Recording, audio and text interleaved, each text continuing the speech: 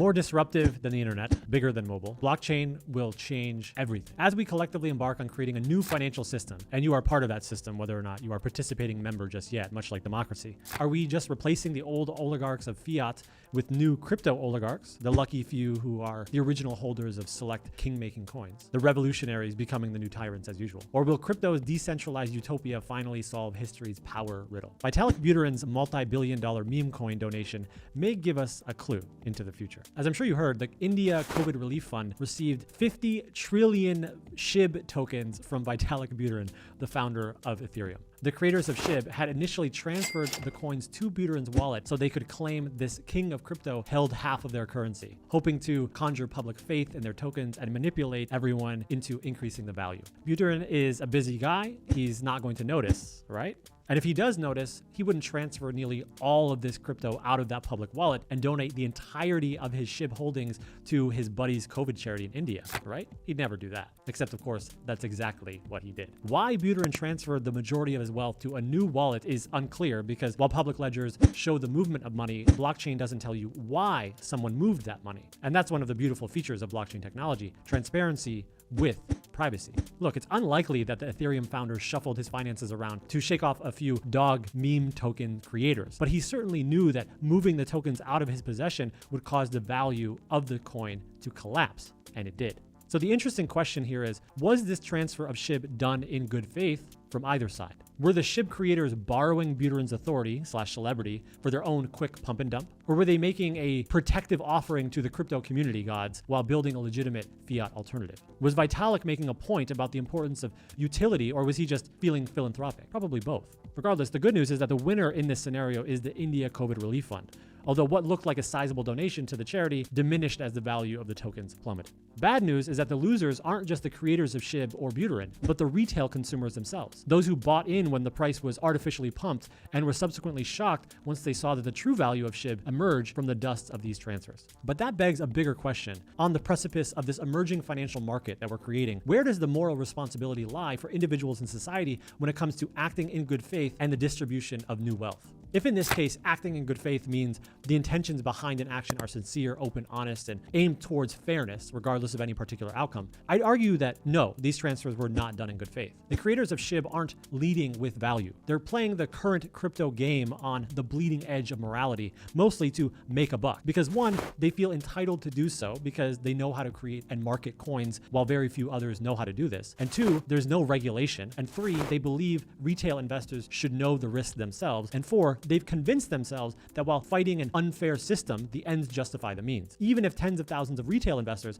buying in at all-time highs inevitably lose their savings, if a few new money oligarchs collect enough benevolent power as a result, all bets are off. At least that's their argument. Though Vitalik has blood on his hands too. There's a reason the SEC regulates founder sell-offs after an IPO. There's a reason the SEC regulates margin calls. There's a reason the SEC regulates whale trades. If Jeff Bezos sells all of his Amazon stock in one fell swoop, what do you think is going to happen to the market? Vitalik's point, don't create and invest in shitcoins, may be a valid point. But ironically, leveraging all of his weight at the same time is market manipulation. And the downstream repercussions for retail investors are profound, to the tune of tens of millions of dollars. But this case study doesn't mean we should run from crypto, the opposite. That which our individual moral compasses lack is often rectified and balanced by the collective. In this way, blockchain and crypto are both dependent on and a hedge against our most basic human nature. And given our current financial structure, I, for one, am taking that bet. But what's even more interesting than this one example of SHIB is how this same type of moral question scales. Is it even possible to manage or reduce individuals having outsized wealth and influence at any function of a financial system? And honestly,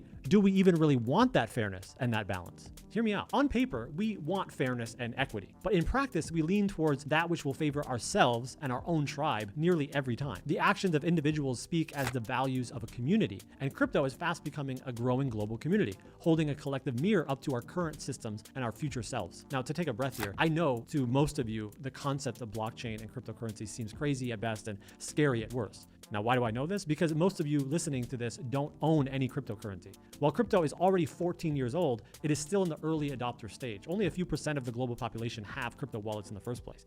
And as more people adopt the technology, the market will obviously rapidly mature. For those already in the game, the question is clear. We are no longer asking, will it work, but how will it scale? And that is where the potential for massive profit and massive moral dilemmas lie. And massive is an understatement. Even life-changing doesn't capture the magnitude. I'm talking about multi-generational wealth, the likes of which hasn't been possible for the past 50 years, no matter what investments you've made or how hard you've worked. Let me ask you something. How much money would it be worth it for you to break the law? Sure, which law and how much money are we talking about are the obvious deciding questions here. So what if I said no law breaking is necessary, just some moral gray area stuff?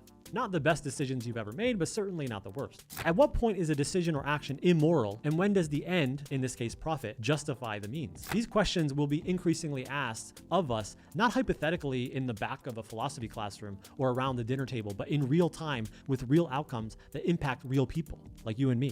The desire to picket for more fair and equitable systems is understandable, but so is the desire to get ahead, just a little bit above the crowd, and only then pull the ladder up swiftly behind you up to a new, more interesting future. And I don't see that as a moral failing. I see it as a sign that we're human, deeply human. And to be human is to be irrevocably flawed beyond our control. It's nature. Tremendous wealth, which is another way of saying tremendous power, measurably decreases our ability to empathize with others. So individually, power corrupts, but collectively, power corrects. Let's look at another story. When Justin Sun bought the blockchain-based blogging and social media website Steemit, he was strategic in his use of a voting mechanism and coin holding that increased his control over the Steem network. Similar to EOS, Steem is a DPoS, a delegated proof-of-stake blockchain, with an active community who didn't appreciate the power grab by Sun. In this traditional fiat financial system, if the community doesn't appreciate this power imbalance, the answer would be clear.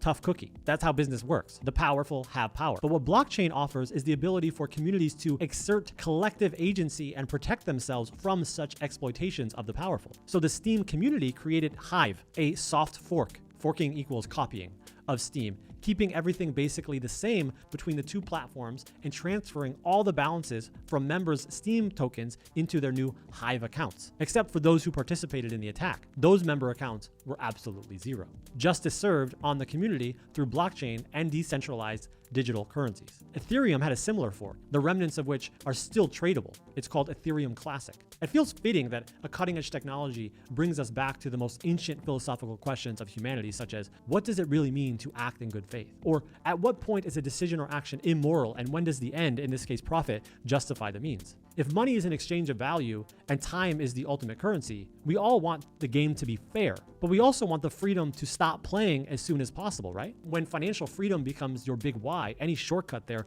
often feels worth taking. What I'm saying is, regardless of your self-described values, we all contain multitudes. Blockchain as a landscape of the expression of human values acts like an amalgamation of individualism, community consensus, and cooperation. And within this landscape, crypto offers us the challenge and opportunity of how to build and maintain a new community. The values of each community are a reflection of its members. If you're good to your community, the decentralized aspect of blockchain will work in your favor. Whereas if you're not so good, the community can use their collective power to regulate you as the owner. It's a trial by jury of your peers at every moment, which is why the collective compass of idealism, survival, security, and greed shine brightly and publicly in these decentralized digital networks. Perhaps our mistrust of crypto then is a mistrust of self and of others, and not of crypto. After all, we don't mistrust hammers on their own. Our confidence is contingent upon the hands swinging the hammer. Sometimes I think the mathematical systems we build are better before we leave our moral mark. Their ability to resist the pulls of human desires and simplify and simply be is what makes the math so beautiful and functional to begin with. So if we can't totally trust each other, or even ourselves, on an individual level to be honest and transparent, at least we can trust the math. And blockchain is simply math, repeated into infinity, knit together by human hands, the average of which equates to a trusted tartan. And cryptocurrency is a way to harness that safety that math provides and use it to guard against the inevitable greed and dysfunction that plagues our current financial system. But even so, math is complicated in the same way human behavior is complicated. It's complex to understand. The intricacies and nuances are omnipresent but rarely understood, and math is at base a form of creative expression. As humans, fundamentally, we multiply, procreate, and then subtract, we die. Perhaps then crypto is a continuation of that innate human expression Faulkner described as creating out of the materials of the human spirit something that did not exist before. Therefore, and fundamentally, this is the paradox of crypto. If the code is law, he or she who writes the code could be king. As we demystify the nuances and rules and customs and details of this new revolutionary technology, there will be moral gray areas. Meme coins will be both cash grabs and the momentum necessary to topple an outdated system. The new oligarchs will be both beholden to code and powerful enough to fork it if they want to. Though for me, this is no reason to doubt. My acceptance of crypto's moral gray area isn't a sign of despondency, but of optimism. There is no cure for the gray areas of morality because that would be like having a cure for humanity. It's complicated. We are complicated. None of us are coming out of this squeaky clean, but the power of the global collective in keeping a regulated sense of fairness is by all accounts superior to what we have now, which is a system of a select few institutions and individuals looking out for their own interests despite being well aware of the societal downsides. In short, the current system sucks in ways that will not be tolerated by the new guard, and we all know it. And blockchain isn't therefore going anywhere. So it's either hop on or get dragged along, but in any case, there is no stopping creative expansion. It's coming, so get ready. I hope that helped. Thanks for listening. Until next time, cheers.